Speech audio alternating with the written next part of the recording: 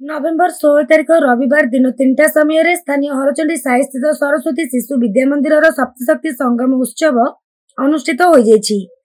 एही उत्सव रे पुलिस लाइन हाईस्कूल शिक्षयित्री तथा रामायण महाभारत प्रवचिका श्रीमती निर्मला फतेह सिंह प्रदीप प्रज्वलन करी उत्सव को आगे नहीं। विद्यालय वरिष्ठ आचार्य श्रीमती ज्योतिर्मयी नंद अतिथि परिचय प्रदान करथिबा बेले विद्यालय उपसभापति श्रीमती सोनलता दास श्रीमती ममता राणी साहू प्रमुख उपस्थित रही। विद्यालय आधार स्तर वरिष्ठ आचार्य तथा शैक्षिक प्रमुख श्रीमती कल्पलता मिश्र उत्सव सप्तशक्ति संगम आभिमुख्य और वैशिष्ट विषय सविशेष विवरणी प्रदान करथिले। समाज रे नारी मानक भूमिका और नारी शक्तिर पराकाष्ठा किभଳି अग्रणी भूमिका संपादन करुछि से संबंध रे श्रीमती मिश्र उपस्थित मां मानक मध्य रे अंकुरोद्गम करथिले। एही अवसर रे मातृभारती मां मानक द्वारा सामूहिक संगीत गान करा जायतिला। मुख्य वक्ता भाबे श्रीमती फतेह सिंह नारी और नारी शक्तिर पुंखानुपुंख व्याख्या करथिबा बेले तांकर वक्तव्य रे उपस्थित मां माने पूर्ण अनुप्राणित होइतिबा परिलक्षित होइतिला। शेष रे विद्यालय आचार्य श्रीमती मिनती पटनायक धन्यवाद अर्पण करथिले।